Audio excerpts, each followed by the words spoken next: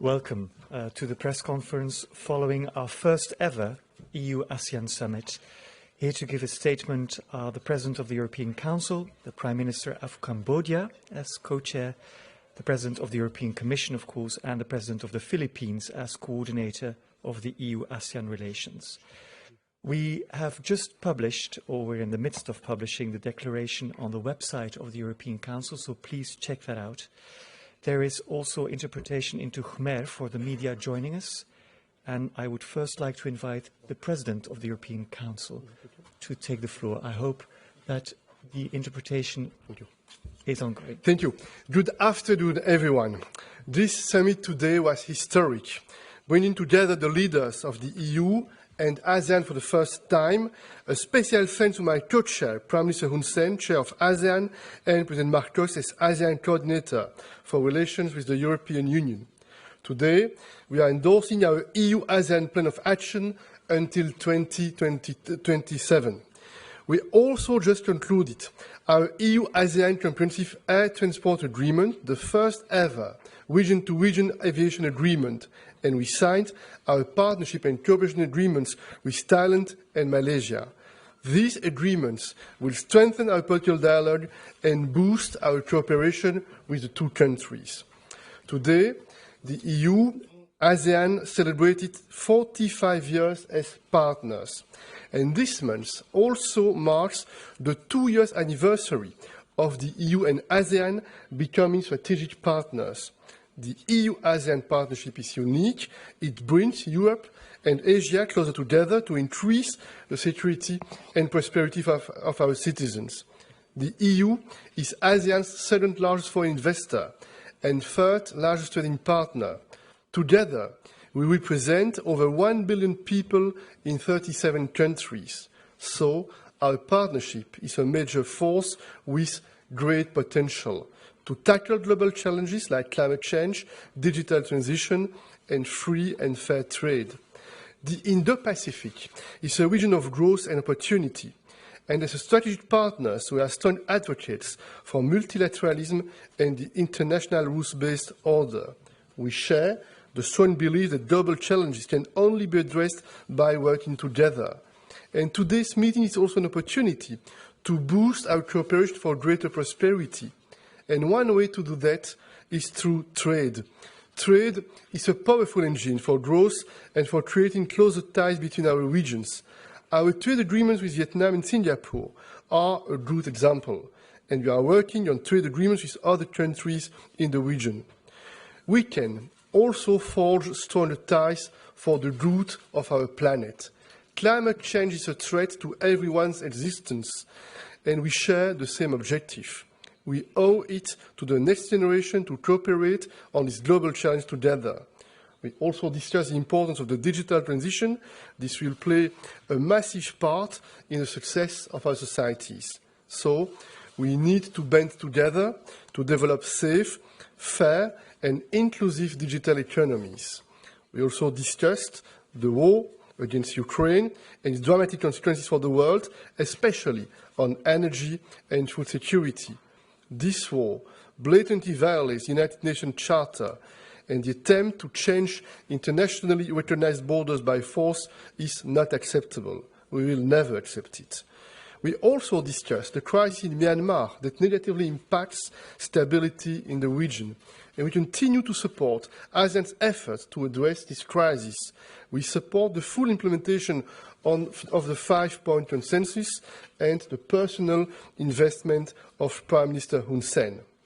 Finally, we discussed our intensified security cooperation with several Asian and ASEAN partners, including maritime security. Maritime security is vital for the world, is vital also for Europe, due to the importance of trade routes and their protection. It's in our mutual interest to bolster our cooperation in this area. This has been a memorable day. ASEAN can count on the EU to be a steadfast partner. Together, we'll make this partnership even stronger. I thank you. Thank you, President. May I now invite the Prime Minister of Cambodia to take the floor, please.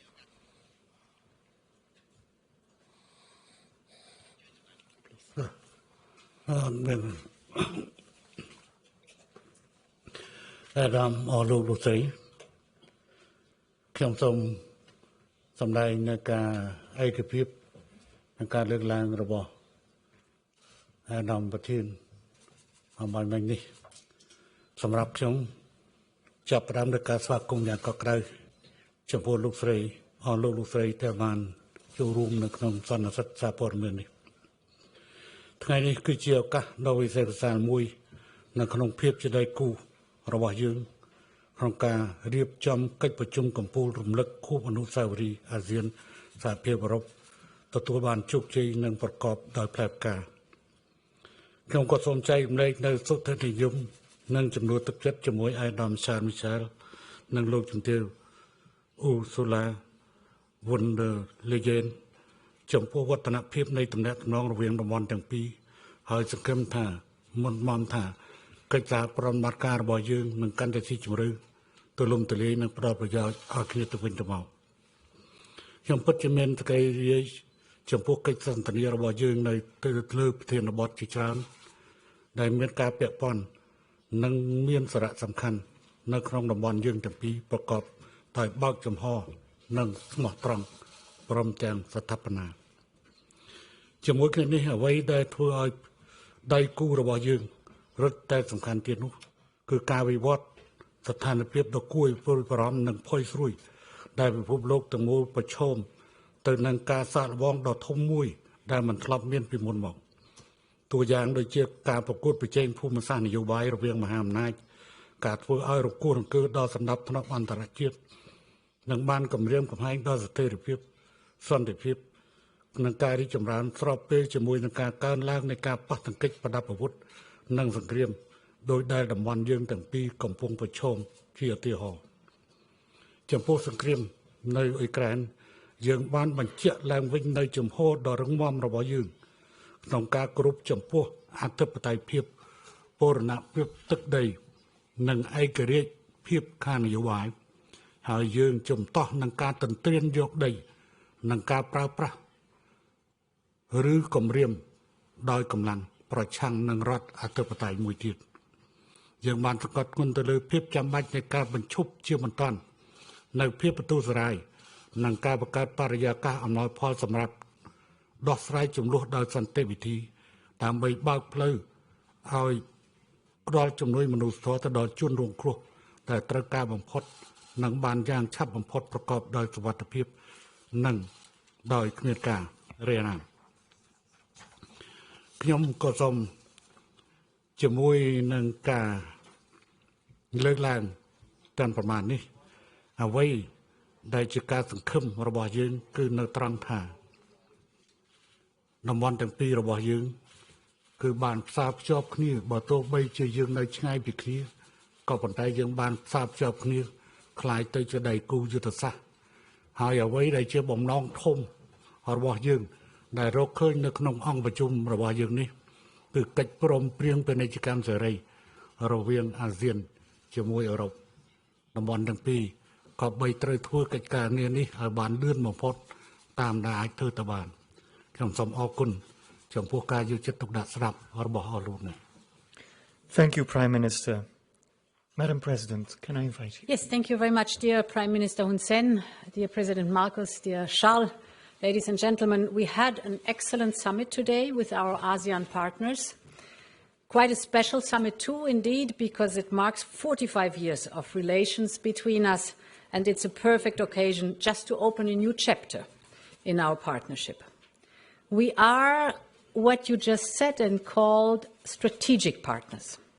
We stand behind this term. What stands behind this term is the reality of two regions that have so much in common, despite being a world apart. We are the two most successful regional integration projects in the world. We share the same unyielding commitment to multilateralism and the international rule of law. That means the same rules for all, whether big or small, and we both want to relegate the notion of spheres of influence to the past, where it belongs. The European Union pleads for closer cooperation between the EU and the ASEAN partners. Russia has unleashed its war of aggression against Ukraine. War has returned to the European continent, and it is clear that this is not solely a European problem, but the world is feeling the brutal shockwaves of this war on food prices, on energy security. And all this is a stark reminder that today, in this world of interdependencies, there is no such thing as a European problem or an Asian problem either. All the challenges we face today are of global nature and therefore affect all of us. You, ASEAN, know what is at stake, and therefore we are very grateful that you have signed the Treaty of Amity and Cooperation with Ukraine. We very much welcome that. The more acute global challenges are, the stronger our partnership must be. And today, we indeed discuss several strands of work to reinforce this partnership. The first one is energy. We want together to accelerate with our partners the clean energy revolution. So today we launched a Just Energy Transition Partnership with Vietnam, for example, similar to the one we have with Indonesia. And we have also decided to start an EU-ASEAN new energy dialogue, because we all know renewable energy is not only good for our climate, but it is also homegrown and therefore creates independence and security of supply. Second point is trade. A lot has been said on trade. We want to trade more with each other. We already are each other's third largest trading partners. Our free trade agreements with Vietnam and Singapore are delivering. That's impressive. So the European Union wants to conclude more such agreements with ASEAN countries, and our ultimate goal would be to negotiate a region-to-region free trade agreement.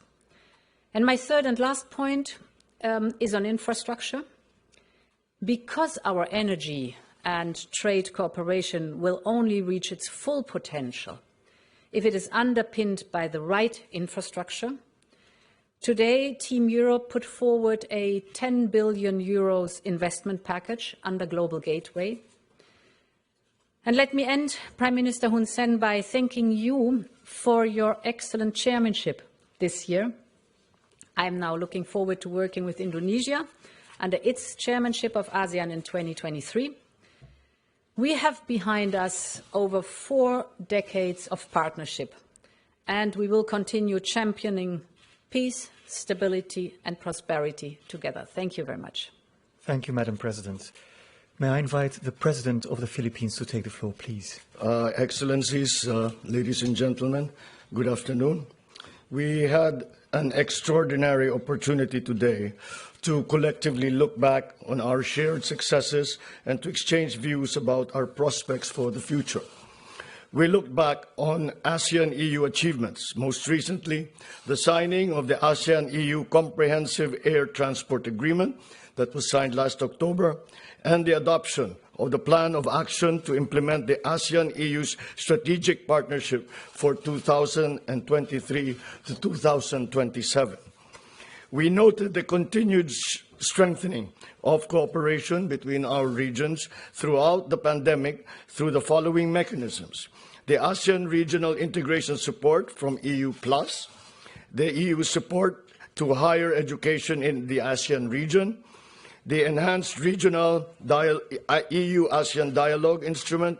the EU-ASEAN Cooperation on Sustainable Use of Peatland and Haze Mitigation,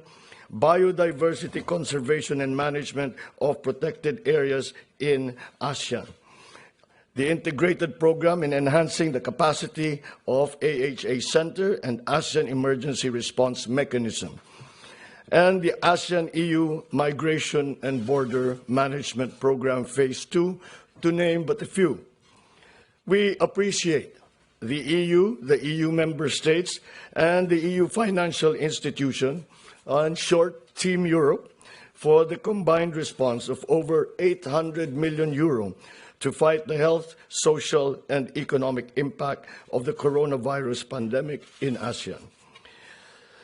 As we move forward, towards post-pandemic recovery, we eagerly anticipate the resumption of negotiations for the establishment of an ASEAN-EU Free Trade Agreement and of the ASEAN-EU Trade and Investment Work Program. I am pleased that today's summit imbued all of us as ASEAN and EU leaders alike with a sense of renewed commitment to continue nurturing and expanding our unique ASEAN-EU partnership, which will serve us well as we are squeezed by the myriad challenges that we have just discussed, such as the supply chain issues brought about by the pandemic, the global threat to food and energy security made worse by the conflict in Ukraine, and to the societal and economic havoc wrought by climate change, to name a few. I am particularly pleased that this landmark ASEAN-EU commemorative summit was shepherded to conclusion during the Philippines coordinatorship for ASEAN-EU dialogue relations, and that the adopted ASEAN-EU joint leaders statement is reflective of the broad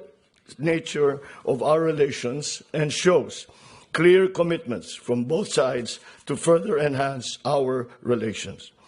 We hope to achieve more milestones as the Philippines continues to guide the ASEAN-EU dialogue relations until 2024. I assure my fellow ASEAN member states and all European Union member states that the Philippines will continue to expend all efforts available to ensure that the implementation of the plan of action to implement the ASEAN-EU Strategic Partnership for 2023 to 2027 proceeds as intended. We will strive to expand and deepen our cooperation in the priority areas of post-pandemic economic recovery, strengthening of public health institutions, maritime security and cooperation, environmental protection and sustainable economic development, combating, of course, climate change, and connectivity with its new definition, which goes beyond the strict definition of digital connectivity, but connectivity in all manners, by air, by land, by sea, by digital means. We also will work for the digital transition and the lessening of the so-called digital divide, migration, and gender justice.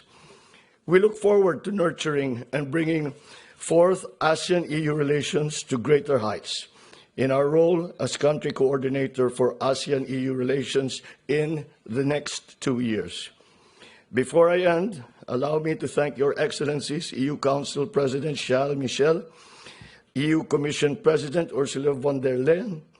Czech Prime Minister Peter Fiala, and all EU member state leaders for your very warm welcome that you have given us all here in Brussels. And we look forward to the next commemoration of EU-ASEAN relationships. Thank you. Thank you, Mr. President. We'll now take a couple of questions. Let me start with someone from the Philippines. We had Alexis Romero from Philippine Star. Yes, please. Good day, President Marcos. How are you doing? Just about managing. Okay, thank you very much. President Marcos, you cited in your speech earlier the need to go beyond declaring respect and support for UNCLOS and to see an effective application of the UNCLOS to address maritime disputes. And we all know that this includes the South China Sea Row. What concrete measures can the ASEAN and the EU undertake to ensure the rule of law in disputed areas beyond the usual strongly worded statements? Well, this is one of the reasons that we have these conferences, is to map out any possible actions that might be jointly taken, because every action that might be taken that objects or brings light to a possible violation of the UNCLOS is much stronger when it is brought about by a group of nations such as ASEAN, and if the EU now, with our strategic partnership, is able to also join their voices to that, then that will be much stronger in the terms of actually being able to enforce what UNCLOS is all about. Their commitment, by the EU's commitment, which is found in the joint declaration, the EU's commitment to even the doctrine of the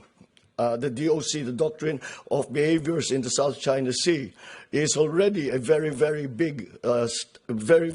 step for us in the Philippines, for example, and for all the countries around the South China Sea, that we now have the support, a strategic support from not only the member countries of EU, but of EU itself. Now, because EU and ASEAN together comprise the largest, most well-organized regional aggregations, then that will be a very, very strong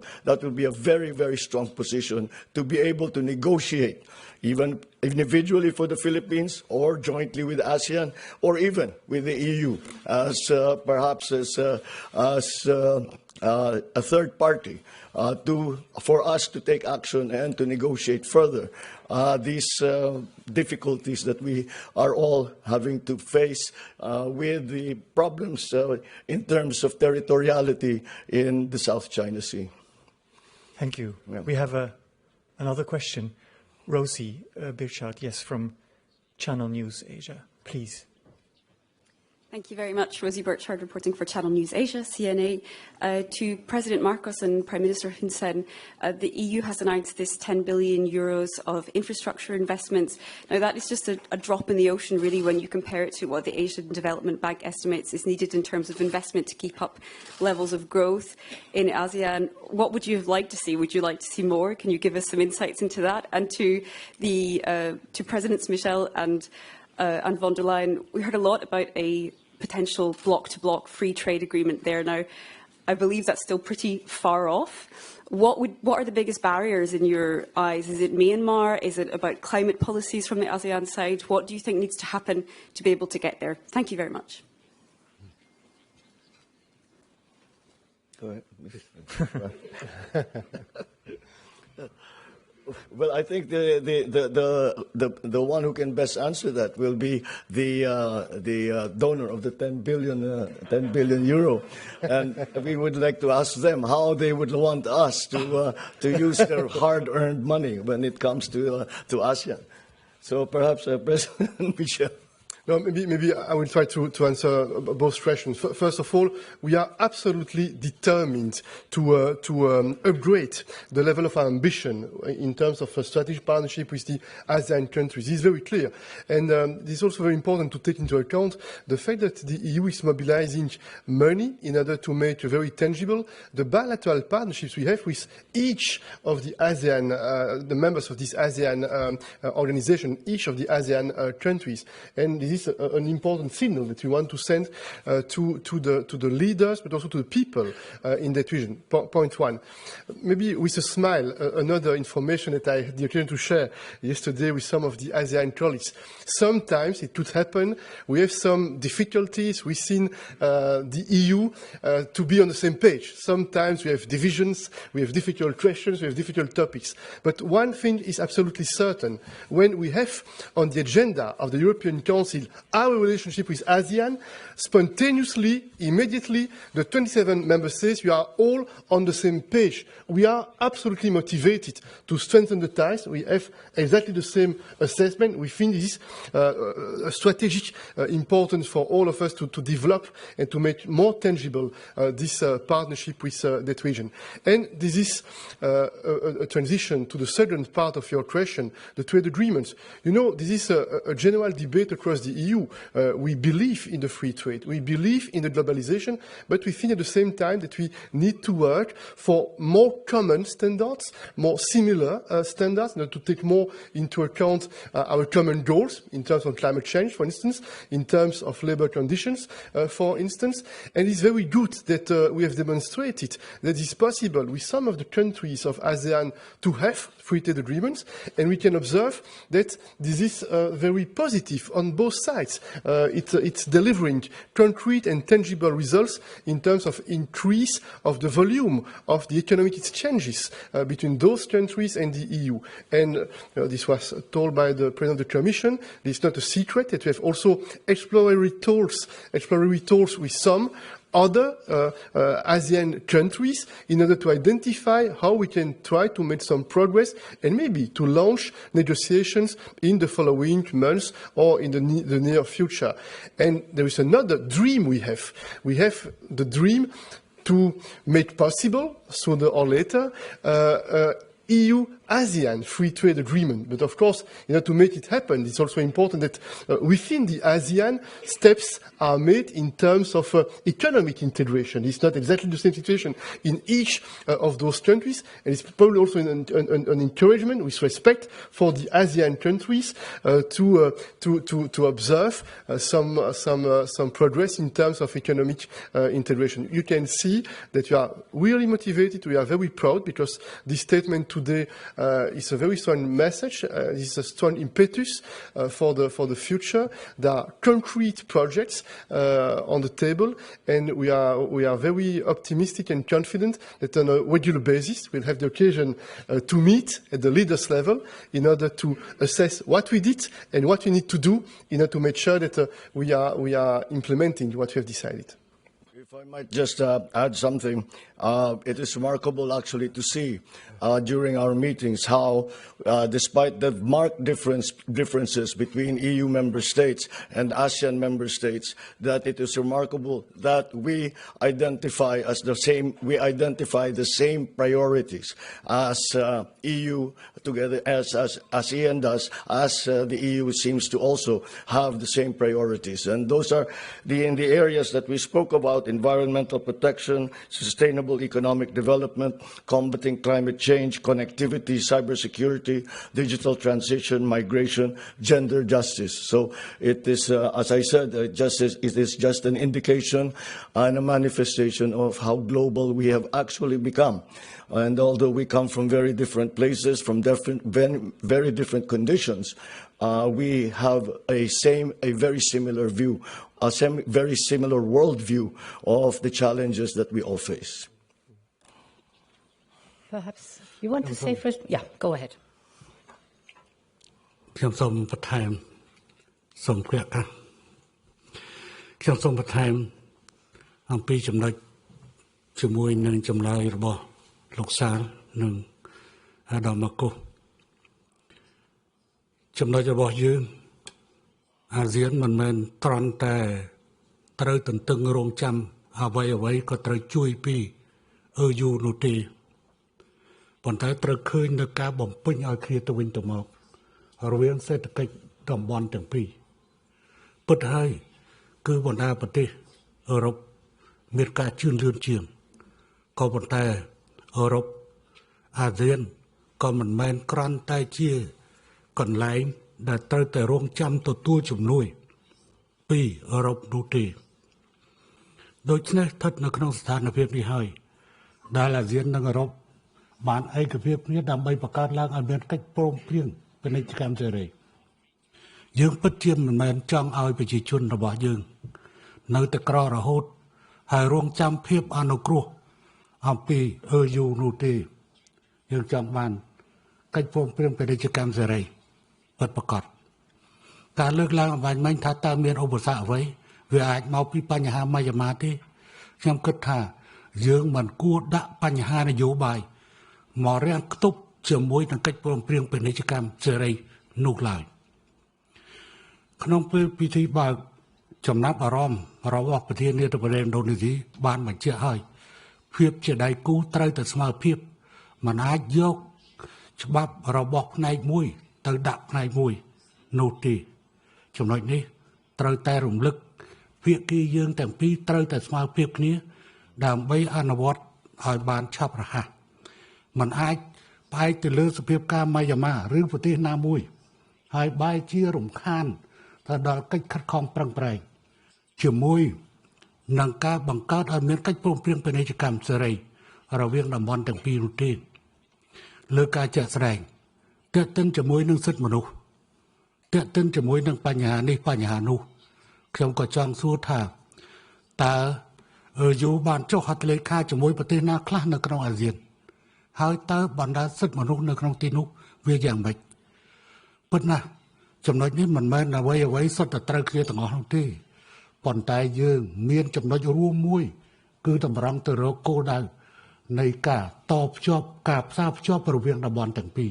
ហើយជាសេដ្ឋកិច្ចបំពេញឲ្យគ្នាសង្ឃឹមថាចំណុចនេះគឺជាចំណុចដាស់តឿនអាស៊ានរបស់យើងឲ្យខិតខំប្រឹងប្រែងដើម្បីងើបឈរឡើងធ្វើជាដៃគូស្មើភាពនិងស្មើធិដ្ឋជាមួយនឹង EU សូមអរគុណ Madam President. Yeah, indeed, you are right. Global Gateway is a much bigger program, 300 billion for investment worldwide. And there are different regions with different needs. The advantage with ASEAN is that we're meeting a highly developed economy. And therefore, the investment is not only the crucial point, but as this is public investment. For us, it's important to have these infrastructure projects. And by infrastructure, I'm not only speaking about old-fashioned infrastructure terminology, but in the sense that President Marcos was describing. And what we need there is the incentive of the public sector as joint actions where it is needed, a conducive environment, for example, regulatory environment, the private sector, and the exchange of technology. And this is growing on 3 partnerships that we are developing together. The ASEAN-EU Green Transition Partnership, the ASEAN-EU Connectivity Partnership that starts this year, and the ASEAN-EU Energy Dialogue. And this is the overall concept. So you're right, the 10 billion are one part, but certainly not the whole picture of the way we address the projects. Now, what the region-to-region free trade agreement is concerned, we started to negotiate in 2007, and a few years after, it stopped. And then, for a while, nothing happened. And then, with the one or the other member country of ASEAN, we were able to develop a free trade agreement. Therefore, we have now building blocks. I would call it that name. It's much more mature. And this encourages, and I'm very pleased to listen to our guests, this encourages us to think in a broader spectrum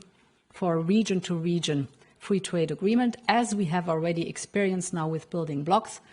It may be that, first of all, the one or the other free trade agreement with individual countries of the ASEAN is coming first, but we have now experience. The free trade agreements that are in place are delivering, so they show the success, and we have proven that we're able to match the different interests.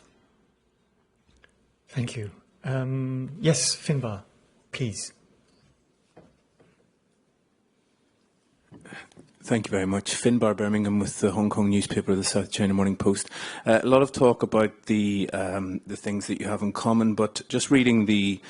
joint statement, there certainly are some differences, particularly on Ukraine, where it says most members strongly condemned the war in Ukraine and stressed it is causing immense human suffering. To Prime Minister Hun Sen, President Marcos, could you explain why it isn't all members that are condemning the war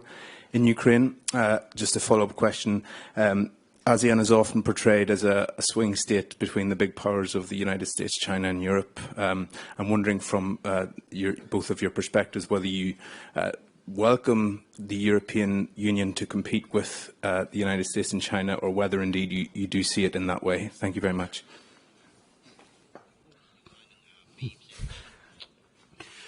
Trong cô ta bình chọnបន្តិចទៅលើបញ្ហានេះ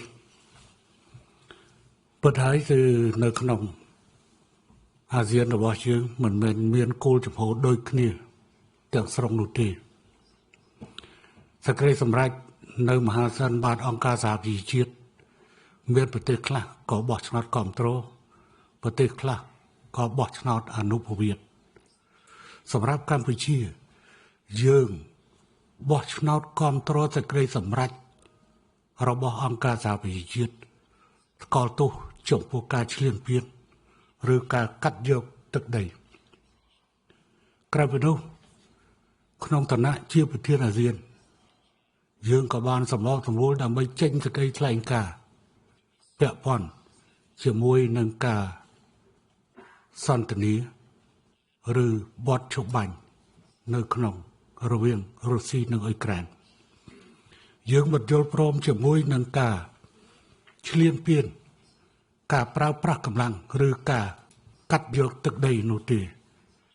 ចំហនេះបើគិតទៅយើងមិនមែនគ្រាន់តែជាអ្នកគ្រប់គ្រងទេក៏ប៉ុន្តែយើងបានដើរតួនាទីជាអ្នកធ្វើគោលស្វងសរទៅលើសេចក្តីសម្រេចនេះនៅឯអង្គការសហប្រជាជាតិហើយពាក់ព័ន្ធជាមួយនឹងគោលចំហហើយទាក់ទងជាមួយនឹងបញ្ហាអ៊ុយក្រែននេះទាក់ទងនឹងនេះកម្ពុជាក៏បានសម្រេចនៅរួចហើយដើម្បីបញ្ជូនគ្រូខាងផ្នែកដោះមីនរួមជាមួយជប៉ុនទៅជួយអ៊ុយក្រែននៅការបណ្ដុះបណ្ដាលហើយយើងក៏នឹងទទួលយកសេចក្ដីកម្មរបស់អ៊ុយក្រែន15នាក់នៅក្នុងខែមករានេះដើម្បីធ្វើជាអ្នកបំផ្លាញចោលគ្រាប់មីនព្រោះវាជារឿងគ្រោះថ្នាក់ហើយវាជារឿងមនុស្សធម៌តែយើងមិនបញ្ជូនទាហានរបស់យើងចូលច្បាំងជាមួយនឹងរុស្ស៊ីក្នុងប្រទេសអ៊ុយក្រែននោះទេសូមអាដាមម៉ាកូឆ្លើយនៅចំហរបស់ហ្វីលីពីន Perhaps I should answer the second part of your question about the competition between the United States and China, and if it's that what we want. Believe me, we would rather not have these tensions in our part of the world. That is the last thing that we would like. And the Philippines, for our part, has taken an independent policy, and we absolutely refuse to go back to the situation of the Cold War, where we have to pick sides in terms of who the superpower is that we are aligned with. What we say is that, to put it very simply, is that in the Philippines, our foreign policy is the policy for peace and for the national interest. So foreign policy will always be guided by a commitment to peace and the pursuit of the national interest. In terms of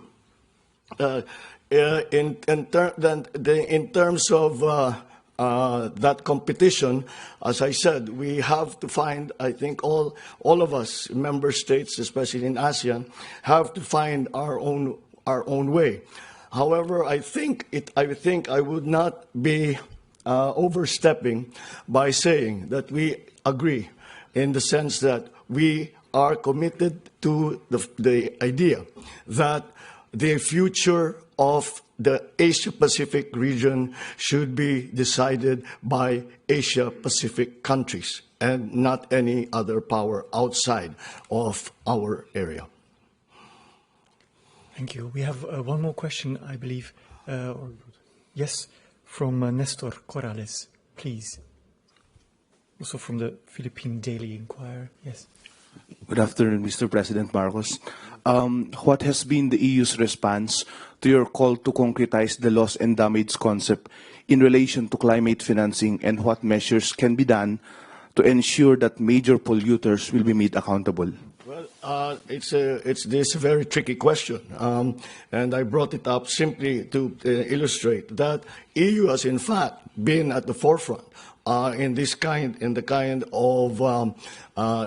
shall we say compensation for climate change. And however, the issue of damage and loss is still, although it is a big step forward that we all now accept, both developing and developed countries now accept the concept of damage and loss, the actual number is very, very hard to determine. And beyond that, even if we are able to quantify the damage and loss, you say it's $100 million, whatever the number is, what do we do with that number? Who do we go to? Who pays the bulk of it? However, I sense that there is a willingness for the developed countries to participate and to help in mitigation, to help in adaptation for those countries like the Philippines, most of the countries around ASEAN that are very vulnerable. There is a willingness to help, but how to provide that help is still a question that we cannot definitively answer. That is why a lot of work has to be done, and I have brought it up with the EU, and I've said that this is an important issue, especially for the Philippines and for many, many other countries. But again, it's the work that we have ahead of us to be able to come to some kind of agreement as to what damage and loss actually means, and how will the compensation for that damage and loss be made. And for my part, I think until we are able to determine that, I think we should think of what we can do in the future. And that, I think, has great potential to be put into effect in the short term rather than in the very long term. Thank you. Thank you for joining us for this press conference. Check out the joint declaration which we have published. Thank you and see you tomorrow.